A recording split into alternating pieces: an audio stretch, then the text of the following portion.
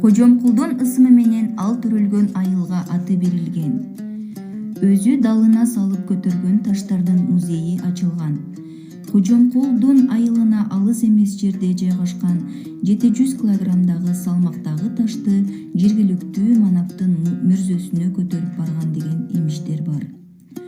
Кожомкул апасынын күмбөзүнө 160 килограммдагы салмактагы ташты көтөрүп барып, эстелик катары койгон деген кептер дагы бар. Балдар, бул сүрөткө көңүл бурабыз. Кожомкул атанын көлөмү, бою 197 сантиметр, салмагы 164 килограмм. Кээ бир маалыматтар боюнча 230 килограмм дешет.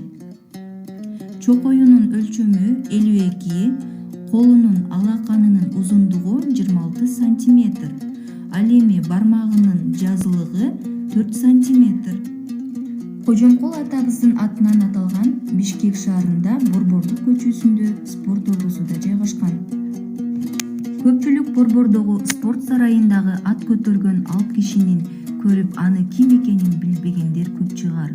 Бирок ал кишинин тарых таржымалын билбегендер аз болсо керек.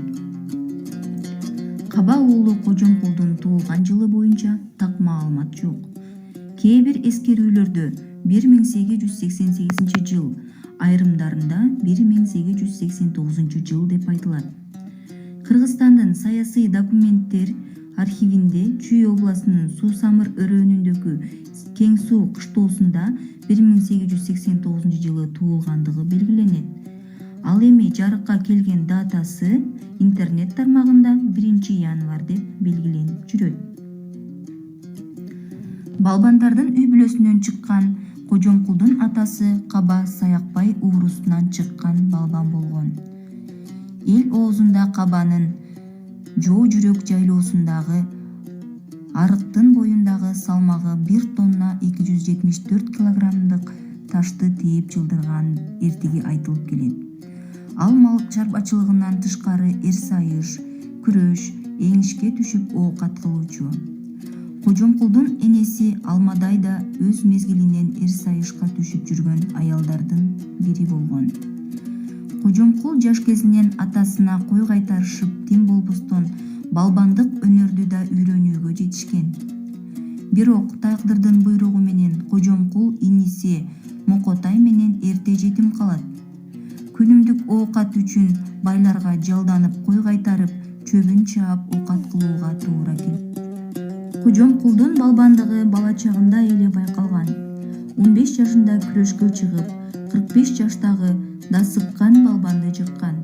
16 жашынан баштап айылда аны күч жагынан бир да тең тушу жеңе албай, балбан атала баштайт. Кожомкул убагында мен деген балбандар менен күч сынашып, далайын жер караткан. Кожомкул аны көтөрүп жүрө ала турган 2 гана ат минген деп айтылат.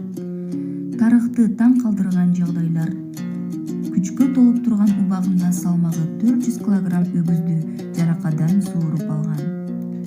Ал эми Чүйдөн Суу-Самырга бара жаткан жолдо аты баспай калып, төө ашуудан атын көтөрүп өткөн.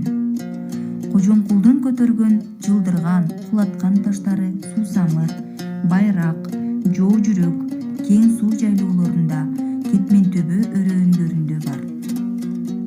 Келгиле анда Кожомкул атабыз жөнүндө бул чыгармага көңүлүңөрдү бургулам. Кожомкул балбан Шабданбек Кулыев. Баракан байдын төөсү сазга батып, жыгылып калат. Төөсүнө кейиген Баракан байдын чыйпыйы чыгат. Ал жигиттерине карап: "Умурскадай жайнап жүрүп, эртеден бери төөнү саздан чыгара албай койдуңар. Күчүңөр ашка эле чыккан, арам тамактар турбайсыңарбы?" деп наалыйт. Ошол маалда Кожомкулду көрө коюп, сүйүнүп кетет. "Кана балбан, могул төөмдөгү баткактан чыгарып берчи" деп калат. Аттан түшүп басып келип, төөнүн өргөчүнөн кармап, копшоп коет. Сазга баткан төө бир аз бошой түшөт. карап турган адамдар кыл аркан менен чырмап байлап жиберишет. Кожомкул чирене тартканда төө бурк этип саздан сыртка чыкты. Балбандын күчүнө ыраазы болгон көпчүлүк ага ак тилек каалашып, бараканбай сүйүнгөнүнөн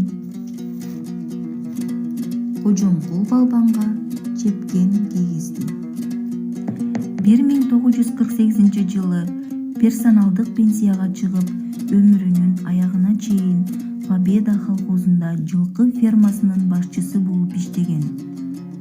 1955 жылы 15 октябрда көз жумган.